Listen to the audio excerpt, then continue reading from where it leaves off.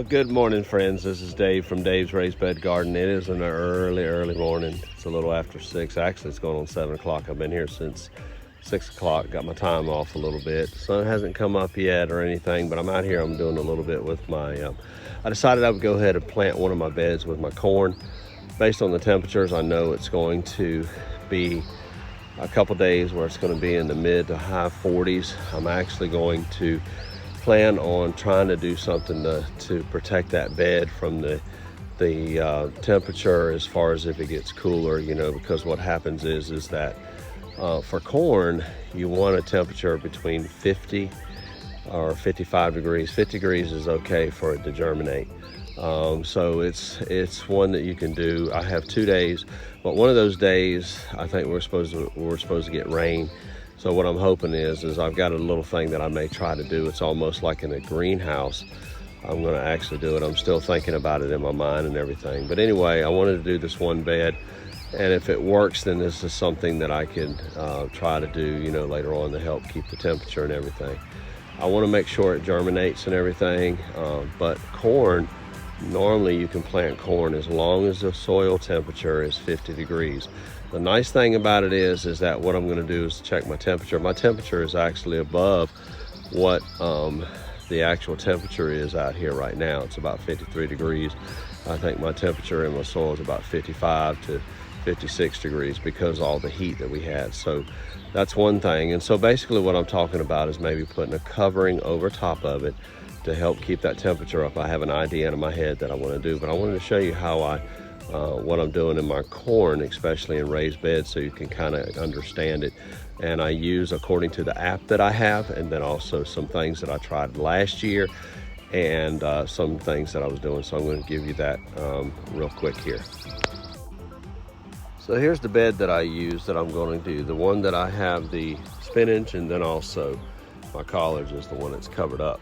And I'm doing something differently, where last year I would put both beds together and let it grow together, but I'm offsetting them. So what I'm going to do, this bed first and then that bed second, and then hopefully I'll get a third on this one too, is what I'm planning on doing. I've got some ideas, but you can see these little trenches that I'm doing each thing. Now when I talk about when you're doing in raised bed, is that you're more confined space. So it's a smaller area, and based on the app and based on what I've seen about square foot, as far as doing it. Now in corn, what you're looking at in square foot boxing or blocking is it would be 4 per square foot. So basically what I'm doing is these rows are about 4 inches apart. I'm doing what we call a trench. And so what it means is that I'm basically coming in, I have this little tobacco stick that I'm using, and then I have a ruler, and I'm coming down. It takes a little bit of time, but I'm actually going to go in there and I'm going to do them 4 inches apart and then 4 inches down. So the seeds are going to be 4 inches apart based on it. It might be a little bit, but what's happening is that equivalent when I do the 4 inches apart is basically in each row where the seeds is actually going to be 6 inches apart. But I'm going to have them 4 inches going down the row. Now the trench thing I saw last year, what I did is I tried to do it in a row. And what I did do is that I didn't do it equivalent to what I thought I did. I built the rows up and then put a trench down it. And so it was built up kind of higher. My thought was that it would allow the roots to more space to grow into. But I saw a tutorial on YouTube. I actually saw it again this year. I saw it last year. But basically, I'm going to leave the trenches. I'm going to cover it up. I'm going to put the seeds down 1 inch in the ground. Or 1/2 inch, excuse me. I'm going to leave the trenches. I'm going to let it grow. Once the stalk starts growing up, then I'll take the dirt that's the little heel on each side of the trench, and then what I'll do is I'll cover it up. And what my hopes is that it'll give more of a base for the stalk, because I'll show you later on, I'll share with you later on what happens is that the reason you do this, and then also last year I put a twine around it at the tops because of the wind. And you want to try to, when corn, you want to try to keep it in a format to where if the high winds and everything, as they get taller, these stalks were well over 6.5 feet that I had last year. And that's on top of the bed. So we're talking almost 7 feet that what I had my stalks. The difference is what I had last year was that in this perimeter right here in the middle, was that my stalks were much, much smaller because of the way that I was spacing it. So that's what I'm going to do, and that's what I'm doing. So basically I'm going to finish off this row, and then I'll show you what I'm doing with my seeds. So I've started planting the corn.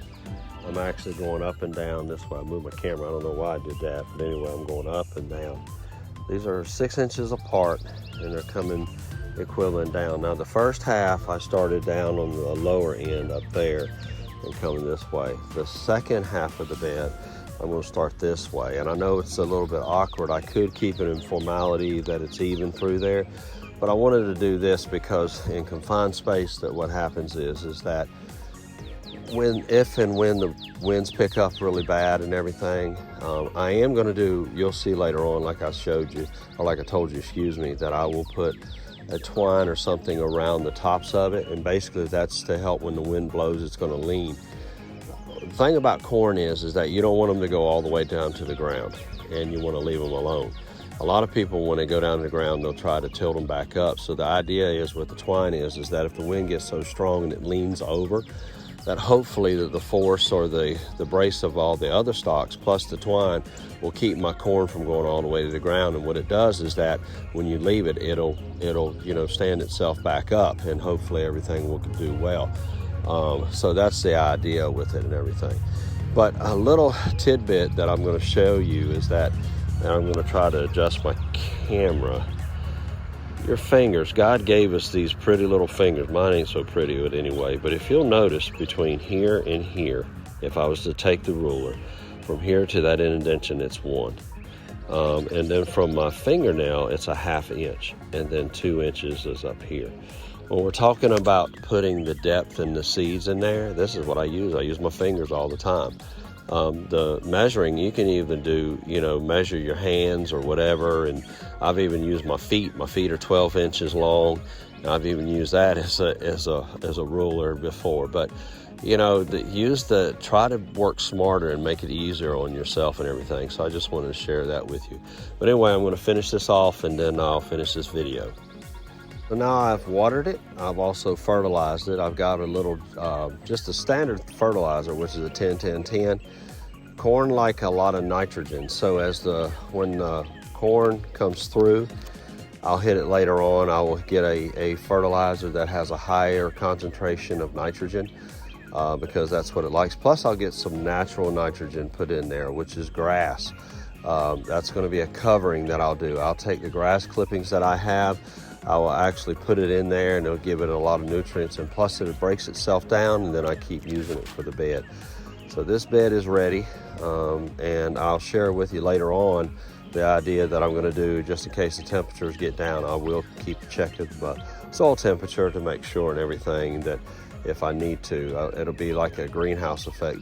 So anyway, you can probably see the sun starting to come up over here over my shoulder and everything. It's a beautiful day out here. It looks like it's going to be a beautiful day. As the sun's coming up, I can feel the temperature going up just a tad bit. But I just came out here to show you what I'm doing out here in the garden, planting my corn and everything. And let me say this, is that as always, I thank everybody for watching this.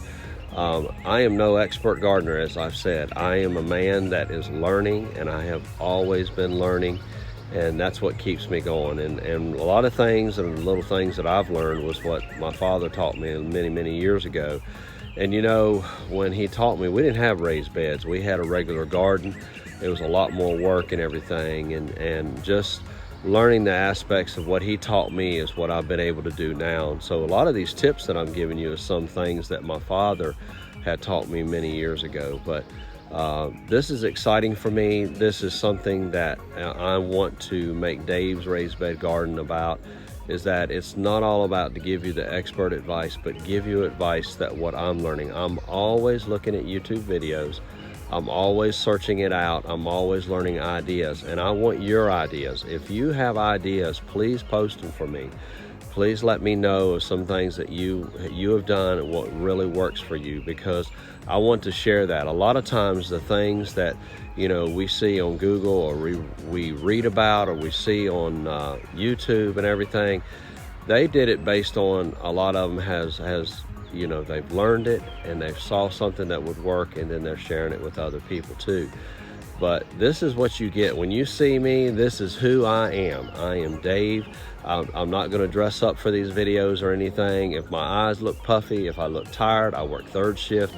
So this is what you get. But this is reality, and the reality of it is that I want to help you.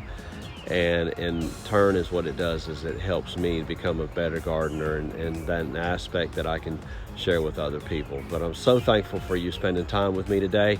And from Dave at Dave's Raised Bed Garden, have a great week. Until next time, take care.